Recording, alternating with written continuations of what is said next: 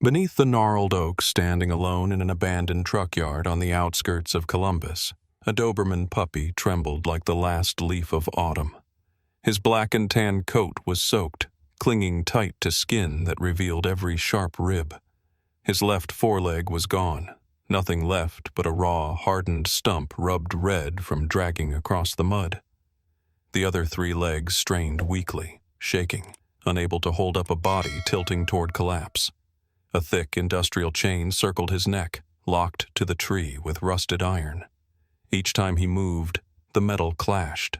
Clang, clang, cold and merciless, a soundtrack of torment. Every sound tightened around his throat. Just beyond his reach, on the wet carpet of rotting leaves, a scrap of bread lay untouched. Around it, deep claw marks scarred the mud, signs of desperate, failed attempts. He had dragged himself forward, clawed at the earth, only to end up with a bleeding throat and a stomach twisting in hunger. The bread still sat there, cruel bait mocking his weakness. Taped to the trunk above him, a weathered sheet of paper shuddered in the wind. The words, scrawled in bold black letters, cut like a blade. "Don't help him." In that instant, my chest locked tight. This wasn't abandonment. This was a sentence. A staged cruelty.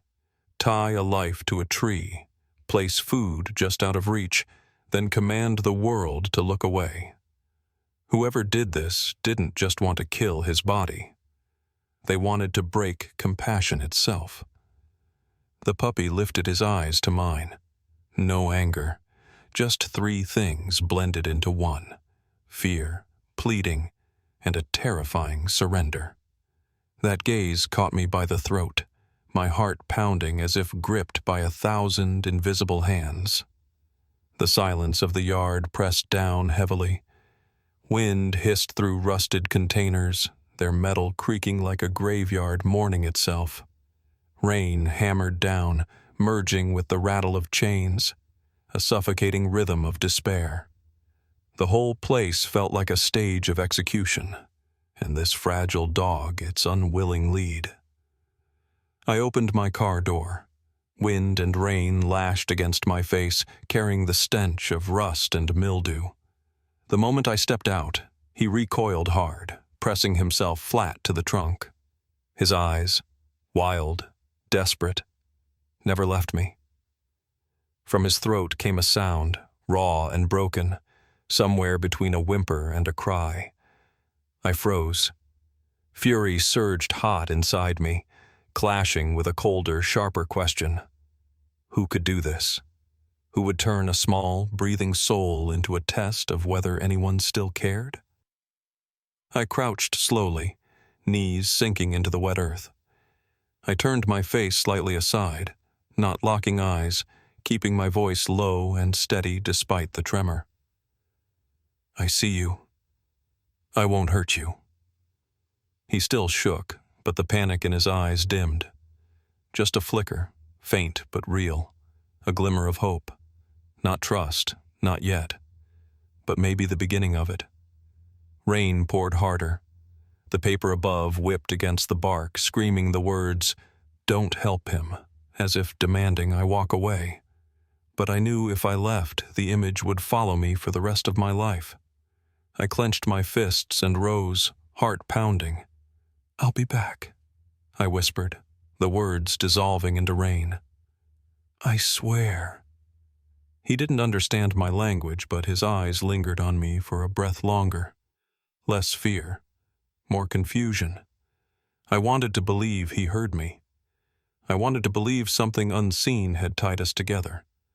I backed away step by step, never breaking the gaze until I reached the car. My hands shook so hard on the wheel that my knuckles turned white. Through the fogged glass, his small shadow shrank back beneath the oak. Tears blurred my vision, and in the roar of rain against metal, I kept whispering the only prayer I had left. "Please, let him still be breathing when I return." I drove away from the deserted truck yard with my heart split in two. Each sweep of the wipers carved the same image across my mind. That frail little body curled beneath the oak. The mud-soaked stump where a leg should have been. those eyes caught between fear and surrender. And above it all, the paper. Don't help him, fluttering like a death sentence pinned to the wind. At a red light, I let my forehead fall against the wheel. My lips moved under the hammer of rain. Please, God, please let him still be breathing when I return. I whispered it over and over, a desperate prayer for him and for myself. The road home stretched twice as long as it ever had.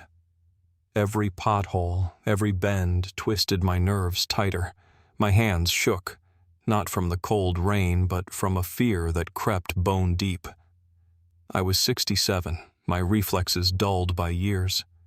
What if whoever staged that cruelty came back? What could I do to fight them? Would I only make things worse for the puppy chained to that tree? But another picture rose in my mind.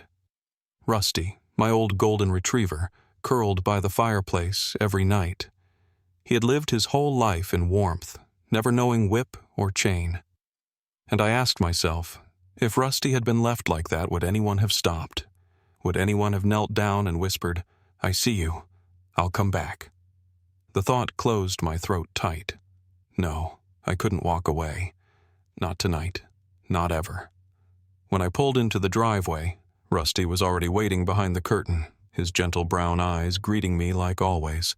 I stepped inside, letting wet shoes drip across the floor, and dropped down beside him.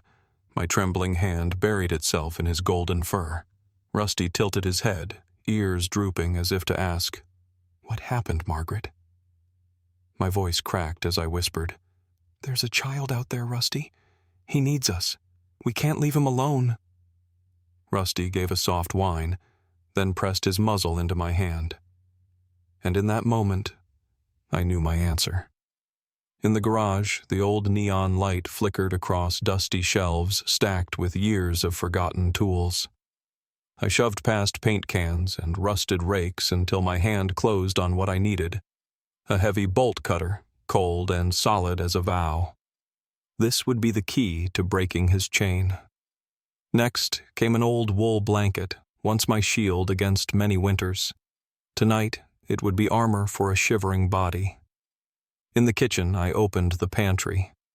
Rusty's kibble was useless. I remembered the vet's warning. Starved animals couldn't eat too much, too fast. It could kill them. My hands searched until I found a can of boiled chicken, kept for Rusty's bad stomach days. Simple, gentle, easy to digest. I added a few soft dog biscuits. A small beginning. The canvas bag filled quickly. Bolt cutter, blanket, food, water, and a plastic bowl. I set it by the door, then collapsed onto a chair, burying my head in my hands. My chest pounded sharply and heavily. I needed something more. A guide. A promise I wasn't walking into this blind. I picked up the phone and dialed a number etched into habit. After a few rings, a calm, steady voice answered. "Dr. Collins here." My own voice shook so badly I almost didn't recognize it. "Doctor, I found a puppy, a Doberman. He's chained to a tree, missing a leg, and there's a paper. Someone wrote, 'Don't help him.'" Silence on the line, then a sharp intake of breath. My God. Margaret, there really are people that cruel. Listen to me. Stay calm. When you go back, don't look directly into his eyes. It feels like a challenge to them. Keep your body angled, slow, steady. Water first. Then just a little chicken. Not much. He needs peace more than food. Tears slid hot down my cheeks. I have to do this, doctor. I can't leave him there. Dr. Collins spoke softly but firmly. I know, and I'll be waiting at the clinic. The moment you bring him in, call me. We'll be ready.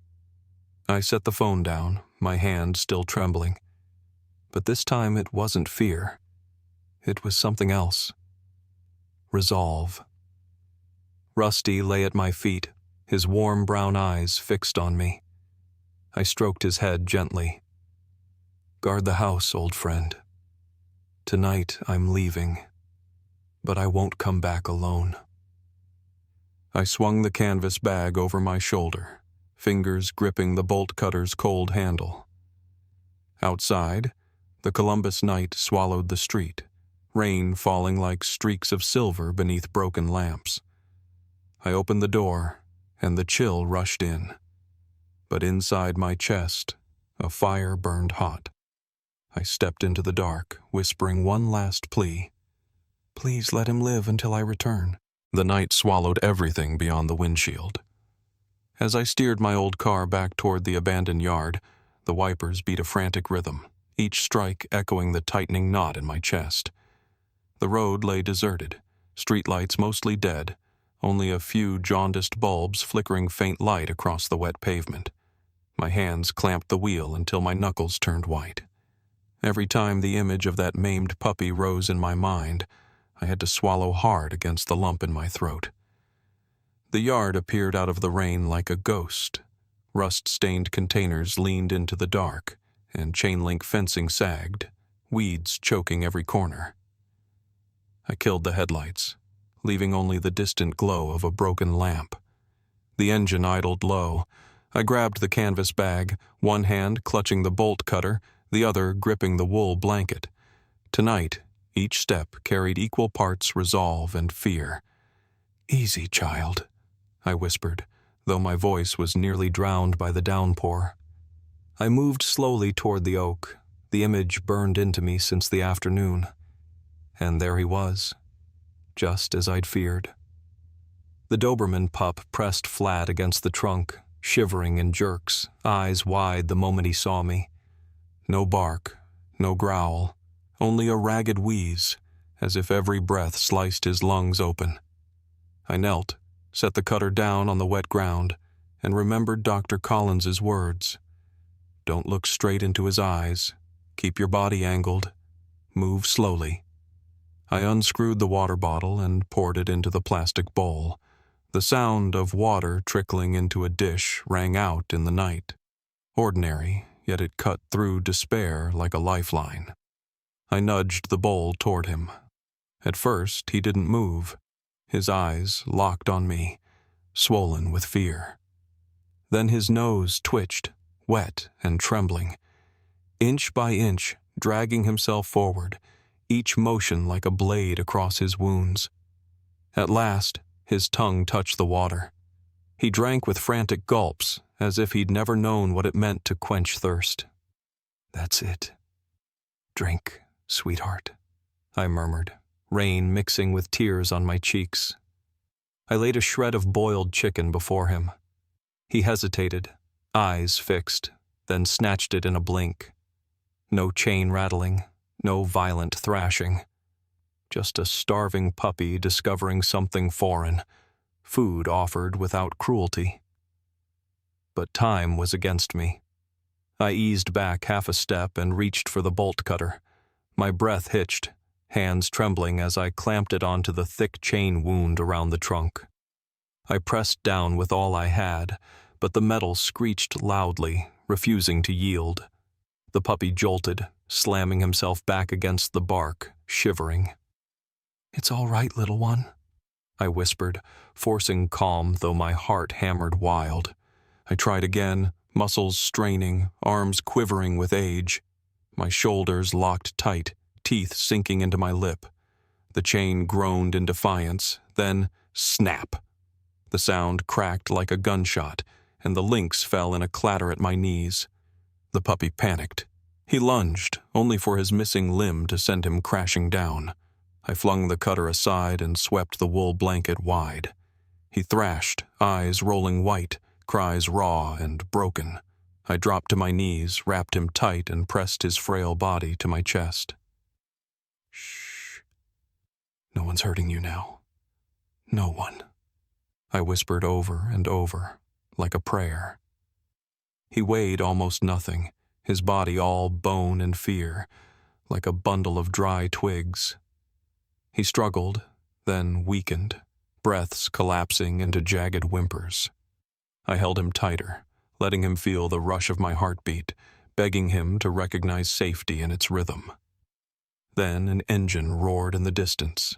Headlights swept the yard, slicing through the rain. A truck crawled past, its rough growl vibrating through the night. My stomach dropped to the floor. My grip tightened around the puppy, fear clawing back through me. Was it them? The ones who staged this cruelty? Were they coming back? I froze, barely daring to breathe. In my arms, the puppy quaked violently, eyes wide in terror. Rain hammered harder, drenching us both. And I knew whatever happened next would decide everything, his fragile life, and the vow I had spoken beneath the storm that afternoon. The bolt cutter had barely snapped when the final link gave way, the sound cracking through the night like gunfire. I clutched the Doberman puppy tight against me, his frail heartbeat drumming weak and frantic against my chest. His body was so light it terrified me, as if I were holding nothing more than a bundle of brittle twigs wrapped in wool. I barely had time to whisper, "It's over, little one. You're free," when the roar of an engine ripped through the rain. Headlights slashed across the yard, throwing jagged shadows against the rusted containers. My silhouette and his stretched long across the wet cement, trembling as though exposed under a spotlight. The truck stopped close. A door creaked, then slammed shut like a hammer. Two figures dropped into the beam of light, their shapes carved hard against the storm. I froze. My legs felt bolted to the ground. My heart pounded, a violent rhythm of fear and fury. In my arms, the puppy squirmed weakly, a rasping whine tearing out of his throat. I held him tighter, as if my arms alone could shield him from the dark. A man's voice rang out, coarse and sharp. "Hey, old woman! What are you doing with that dog?" I didn't turn. I knew if I met their eyes, mine would betray the terror I carried. I just stood there, clutching the trembling body, using him as both shield and reason. The other one laughed, a dry scrape like rust grinding on rust. "I told you, no one would dare touch him. That paper's still there, isn't it?" The words sliced through me. There was no question now. These were the men who staged this cruelty. My whole body shook, and a voice in my head screamed, "Run, Margaret. If you stay, neither of you walks away." I swallowed hard, then forced out the words, trembling but firm. "This dog, he won't die here." Heavy footsteps splashed closer, water exploding beneath their boots. My pulse thundered, each beat like a drum pounding inside my chest. There was no choice. Only one way left. Run. I hunched low, wrapped the blanket tighter around him, and bolted toward my car. Behind me, a roar split the night. "Stop!" Metal clanged as if one of them carried something heavy. I didn't look back. Mud splashed up my legs. My soaked coat plastered cold to my skin. The yellow glow of my car loomed ahead. Passenger door still cracked open. A final lifeline. "Come on, Margaret!" I screamed inside my skull, breath tearing through my teeth. "Don't you dare collapse now!" I lunged forward, my body dragged down by age but pushed harder by something heavier, the thought of leaving him behind. I crashed into the seat, still clutching him to me. A fist slammed against the window. Boom! The sound split the night, the frame of the car shuddering hard. I cried out, fumbling with shaking hands to jam the key and slam the gas. Tires squealed across wet cement, skidding, then caught with a jolt. The car surged forward, flinging dirty rainwater into a wave.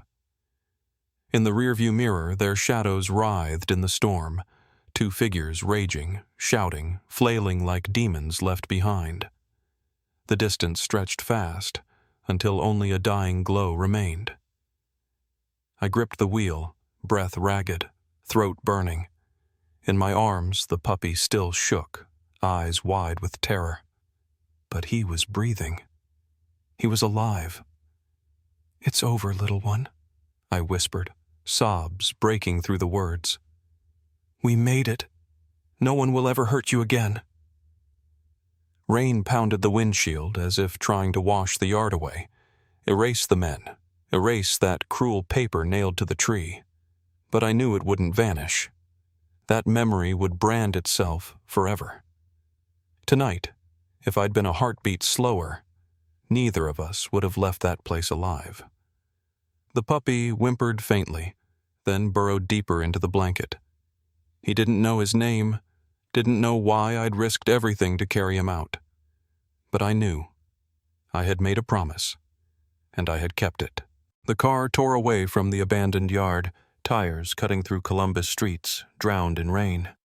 My heart still hammered, my hands trembling as they locked onto the wheel. In my arms, wrapped in wool, the Doberman puppy panted in ragged bursts, wide brown eyes frozen in terror. I pressed him close to my chest and whispered as if to a child, "It's over, little one. You're safe now." The road stretched longer than I remembered. Every sign, every curve felt like a trial of what patience I had left.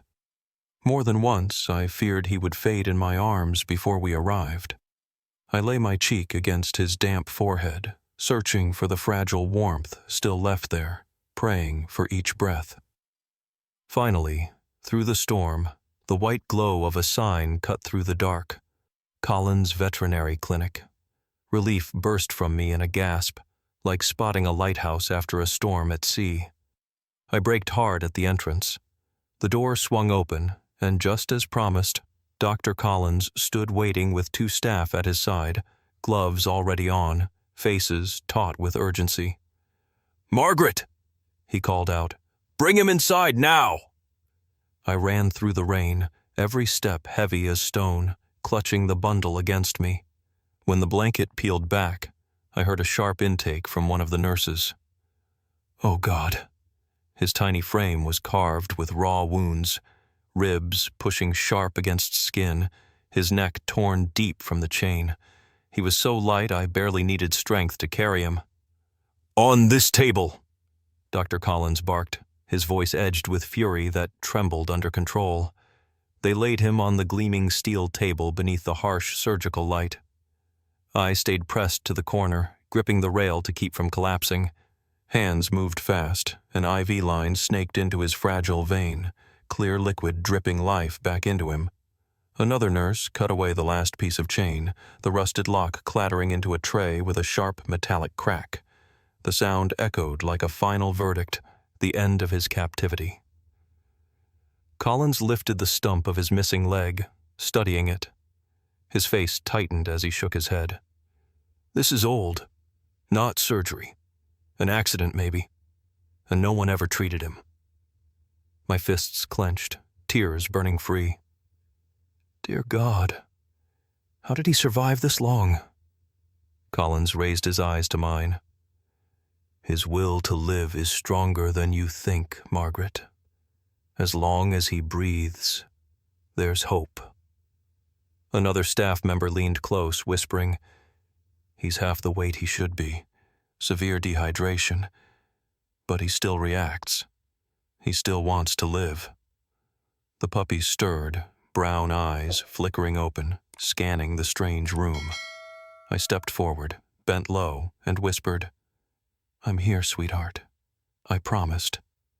For a heartbeat, his eyes found me, and what I saw there was no longer the dead surrender from the tree. It was something else, fragile, uncertain, but real. A glimmer of doubt, a flicker of hope. "Don't touch him too much," Collins warned gently. "He needs calm more than comfort. Just let him see you're near." I nodded, lowering myself into the wooden chair by the table, hands trembling against the rail. My heartbeat slowed, keeping rhythm with the drip of the IV. Each drop fell like a measure of borrowed time, a thread of hope.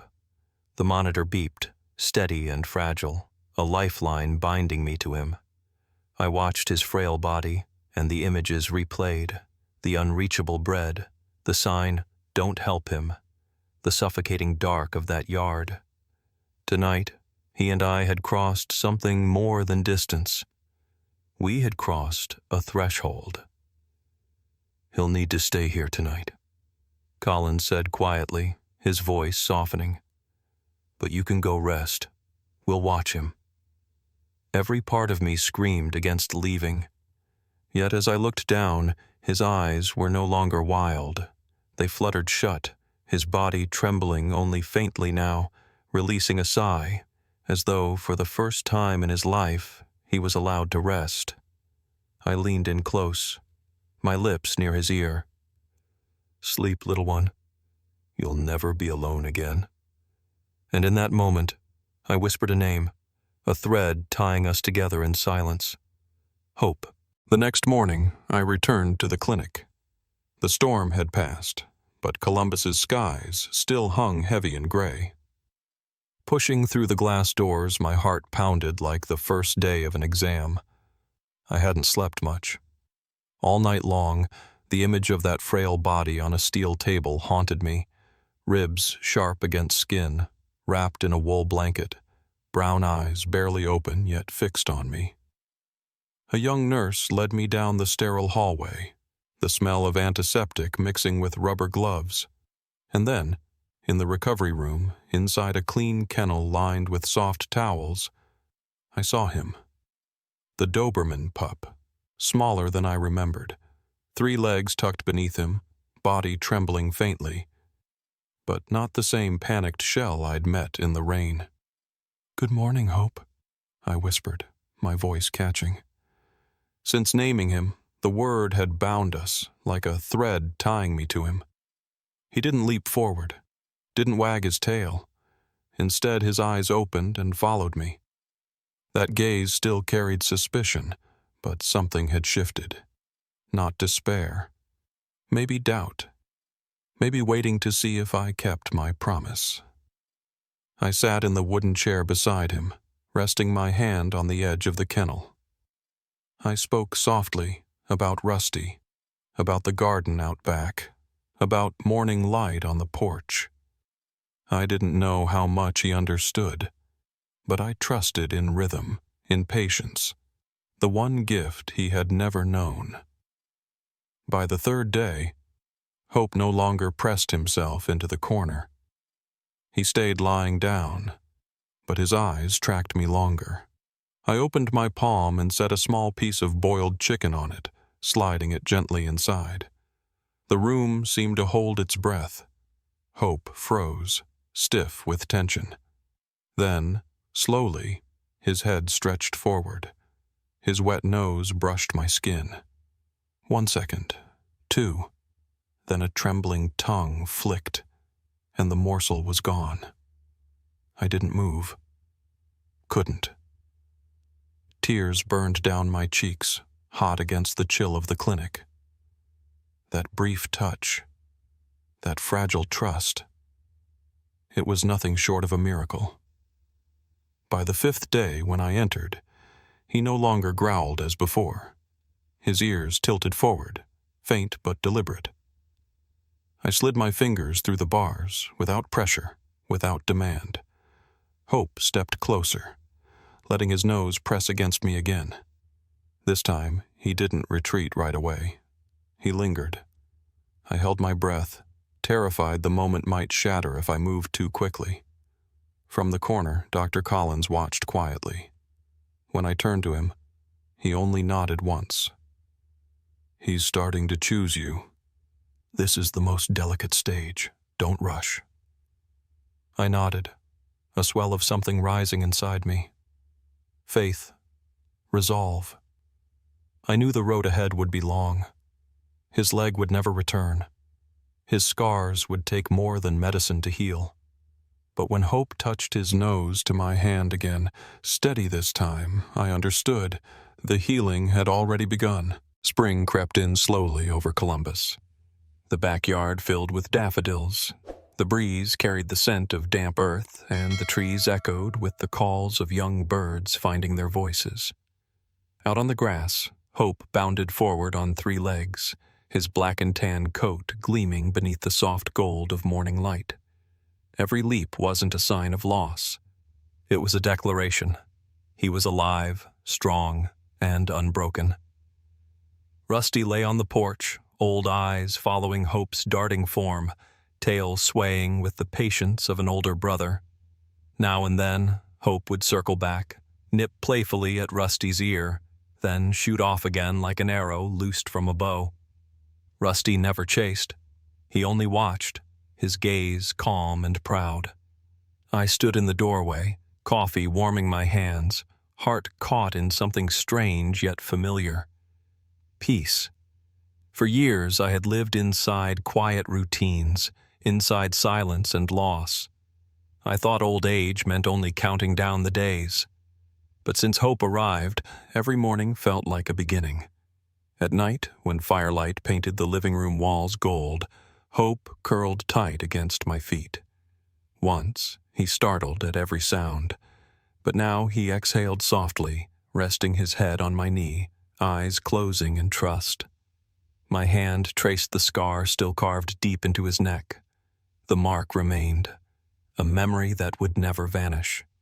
Yet he no longer trembled when I touched it.